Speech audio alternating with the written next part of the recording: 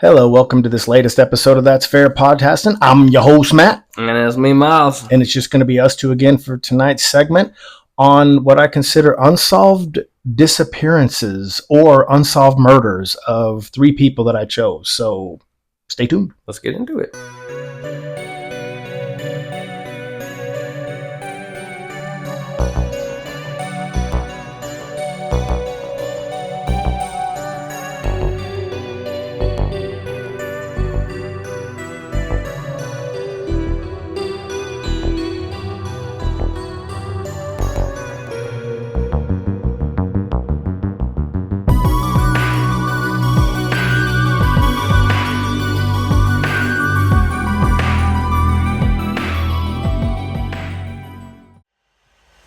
All right, I chose these three unsolved cases. I think one is just still a complete disappearance. I don't know the complete update.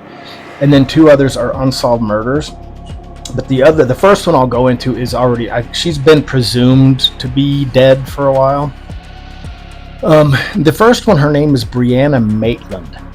Okay. She was born October 8th of 1986, and she disappeared March 19th of 2004. Okay. And she disappeared after she was heading to work at what was called the Black Lantern Inn in Montgomery, Vermont. Okay. So we're pretty close to the Canadian border up there. And upon she had just recently turned 17 when she decided that she wanted to go ahead and leave her farmhouse around East Franklin, Vermont. And so Brianna, even at 17, still a minor, decided to go ahead and make it out on her own with her friends. Quick notes about her. She was into jiu-jitsu. She went to Missisquoi Valley High School. I may have pronounced that wrong. And she had, before disappearance and whatnot, there was nothing at home that would support that she had a bad life or anything. She was just ready to move out and be with her friends that I think lived like 15 miles away or so. And she just wanted to live with her friends at 17. She was just ready to be out on her own, but it wasn't due to anything bad at the house, right? Yeah. And it said that she basically wanted her independence, being closer to her friends. But by the end of February, Brianna would drop out of school and move in with a childhood friend named Jillian in Sheldon, Vermont, but she did get her GED. Now, 3 weeks prior to her disappearance, she was attacked by a former friend of hers named Keely Lacrosse at a party over some boy, and I think it was an ex-boyfriend of, Brianna that she was talking to. And this Keely had a problem, and although Brianna knew jiu-jitsu, she did not want to fight back. She didn't fight back. I think if she would have fought back, she would have locked this chick up. Probably would have whooped her ass. Yeah, but this Keely followed her out to the truck and was just hitting her, punching her, and then ultimately the ex-boyfriend would break it up. But Keely was cleared over her disappearance, by the way. There was absolutely no link to her with her eventual disappearance, which was 3 weeks later. And I'll get into this real quick, and then you can give me your thoughts before I go into the next one. But on the morning of March 19th, 2004, Brianna had finished her GED exam, basically wanted to celebrate by having lunch with her mother. And, she was described that day before her disappearance as Brianna being in great spirits, really excited, got her GED, ready, enjoying spending time with her mom. They had spent the afternoon shopping and running errands, and at a store, Brianna's attention was taken by someone outside, so she told her mom she'd be right back, and she walked outside and was talking to someone that I don't think Kelly, her mother, could identify who she was talking to. But by the time by the time her mother, Kelly, met her in the parking lot, her attitude had changed, her personality changed. She was way different. She was stressed. She was just really just like that, her attitude, her mood changed, and she very stressed. But anyway, so Kelly would drop Brianna off at her house, and that would be the last time she ever saw her daughter again.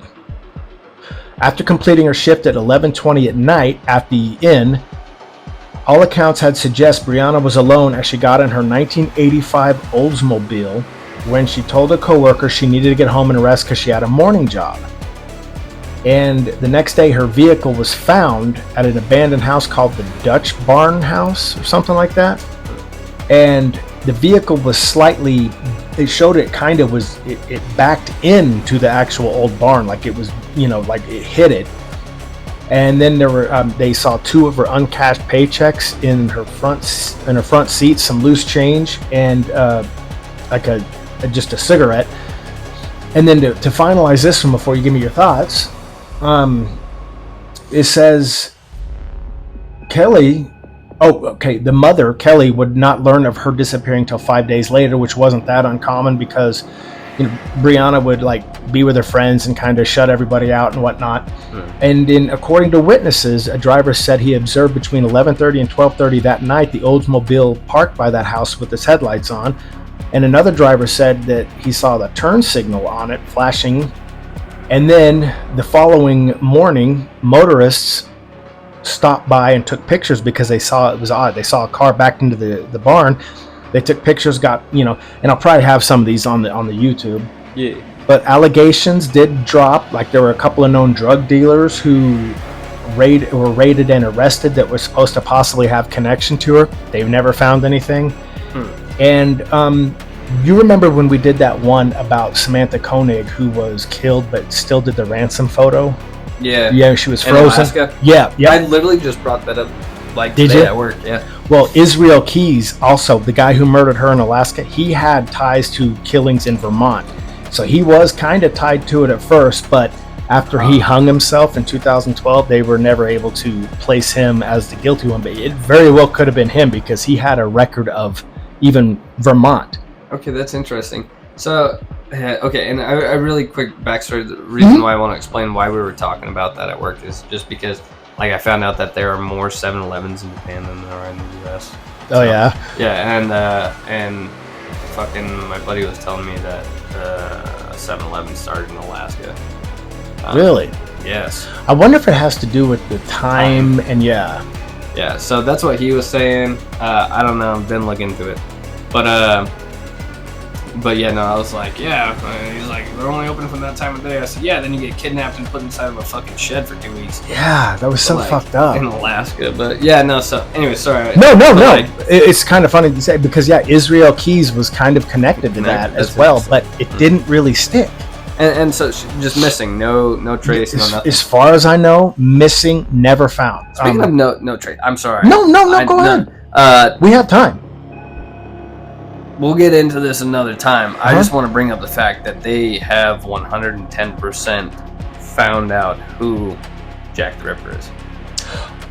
Wasn't that going to be one of them that you had talked about we were going to cover? God damn it. Okay, that will be a good one for another We're getting time. together in 2 weeks and we're going to talk about the true identity because we did Jack the Ripper before they found out and now we will do the continuation. And just to clarify, the reason why they can say it is 100% they know for a fact this is who Jack the Ripper was is because they have a 99.9% DNA match to some of the evidence that they found that would have been his DNA. I think it's his blood. Okay. So yeah, they finally figured it out via modern relative. Okay. From my understanding. So yeah.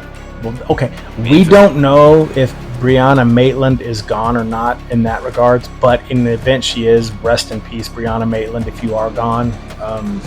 Should be a multimillionaire out there somewhere. Right, but she doesn't seem like the type that would just vanish from her family, But anyway, the next one, her name is Elaine Nix. Now, this one is weird.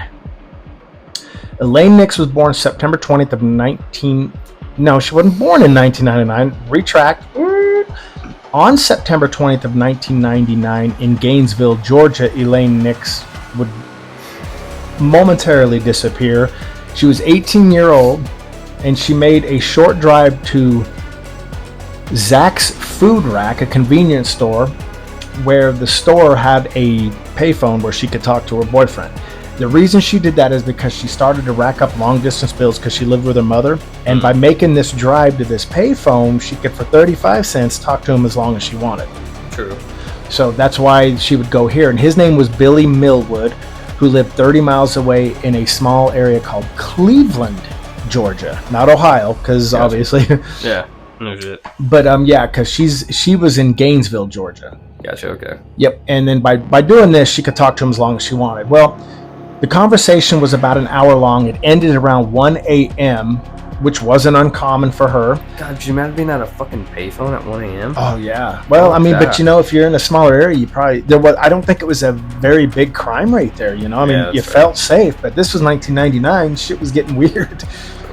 But it wasn't uncommon, I guess, for her to be there. She chatted with Billy as long as she could. And then it said she never made it home. Becky didn't immediately panic.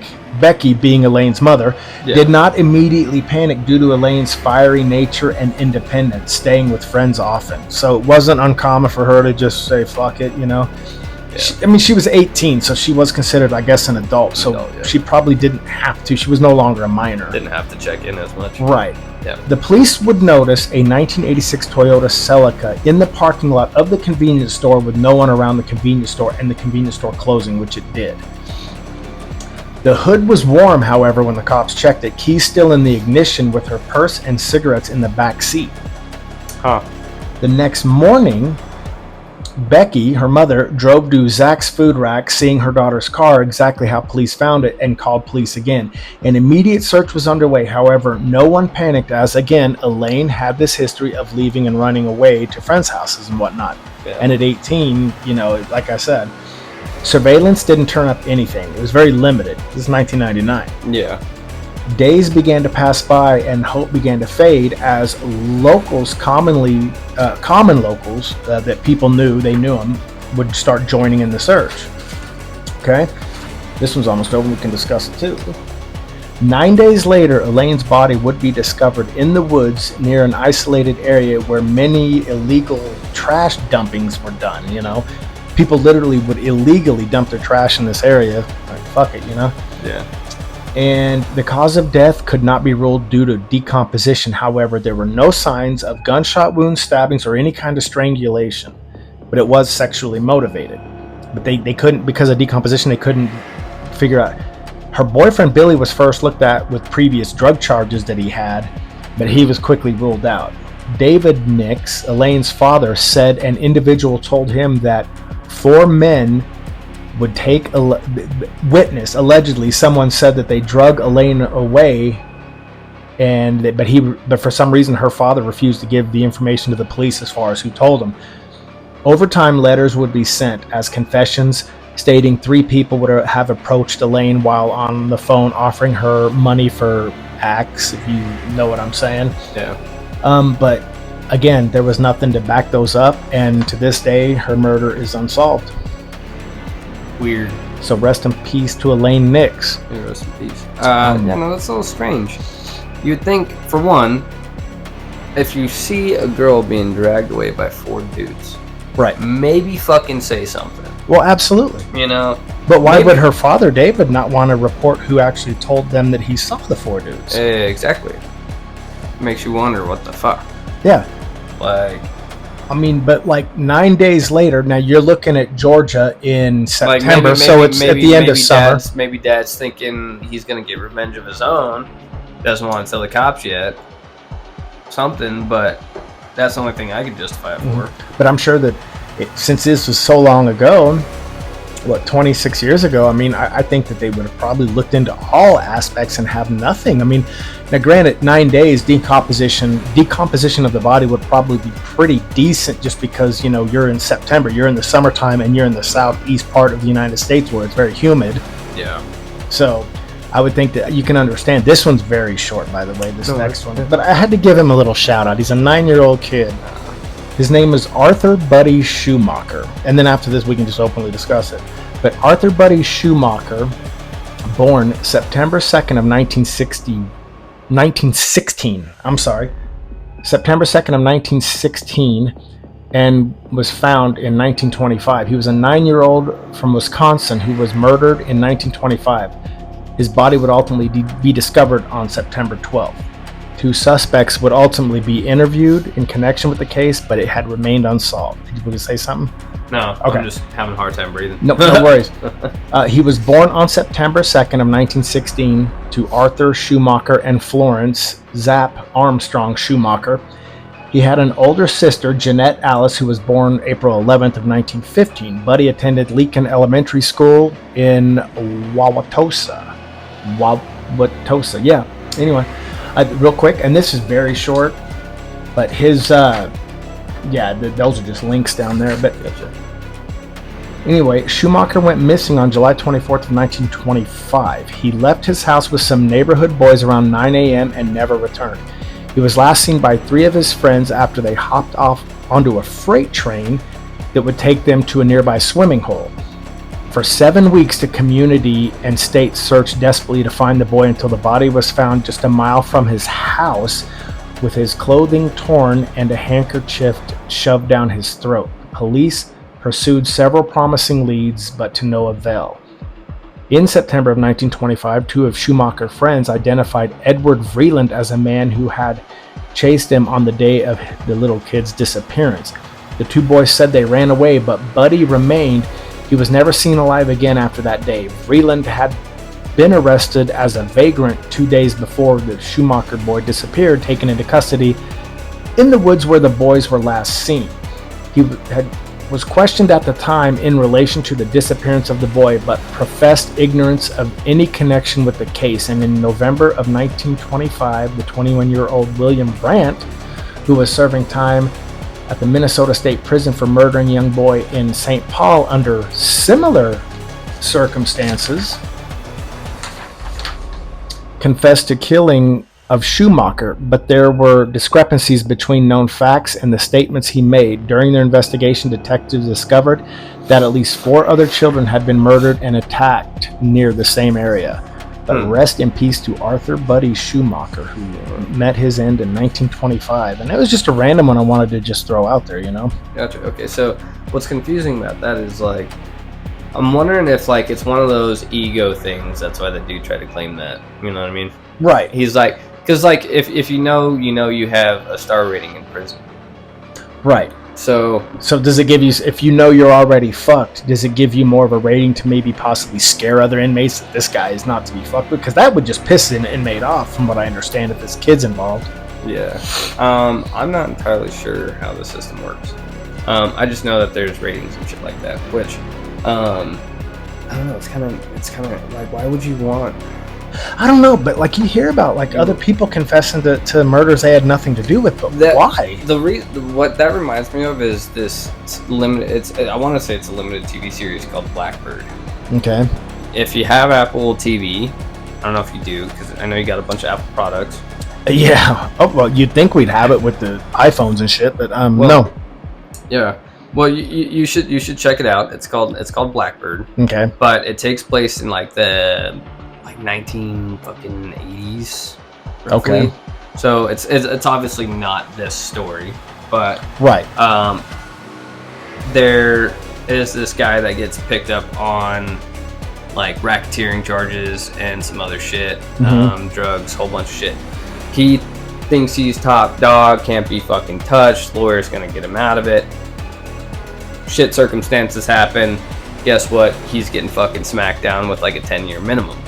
And so he kind of gets all pissed off, right? Freaks out, ends up in prison, and they hit him with this ultimatum. They're like, hey, there's this dude that's been confessing to murders, but we have him locked up. We have him locked up in a prison psychiatric ward. Right.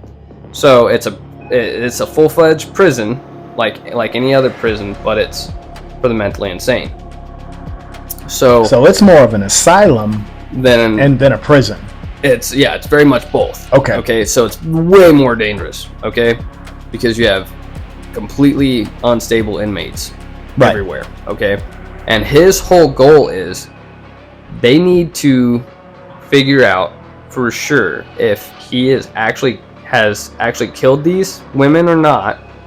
So basically, where I'm going with this is they either want to acquit him or find out if he's truly guilty. So they tell him like, hey, you're gonna go in here, and I know this has kind of nothing to do with this, but it does. Yeah. So they're like, you're gonna go in here and you're gonna become friends with this guy, and we need you to get an actual confession and locations of 12 bodies.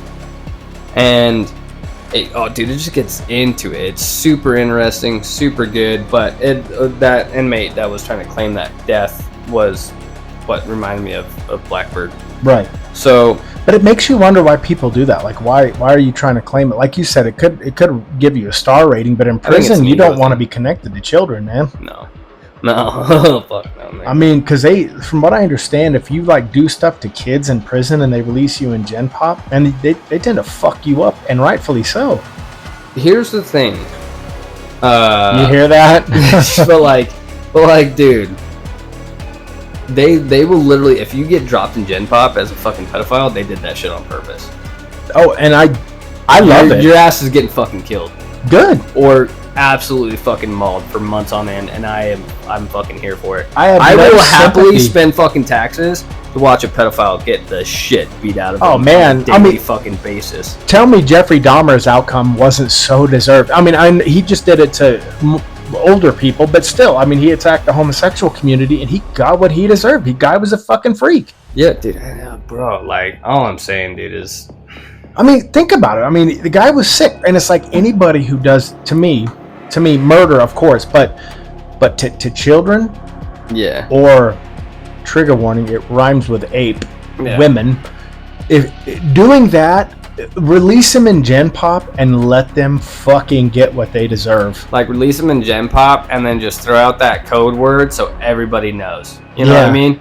Drop that fucking code word, fuck their safety. Oh, yeah. And honestly, that's why I love how other countries, like these third world countries, they handle these type of criminals so well. You ever watch the TV series Lioness? No. Okay, so Lioness is on, I want to say Paramount Plus. Okay. God, I could be a fucking ad. I know, you ad for so many different streaming services. We have Paramount, but it's just like, Jesus, man. So, Lioness, okay, and it might not be on Paramount Plus. It might be on Amazon too. You're probably right, though. You're giving every streamer a shout out tonight. So, Lioness has Zoe in it from, I always forget her last name. I know her first name is Zoe. She's the girl that plays, dude, she's in Columbiana. She's in fucking, is it Zeldana? Zoe Zeldana? Zeldana? Yes, something like that. Is she the African American one? Yeah, she's beautiful. She Avatar?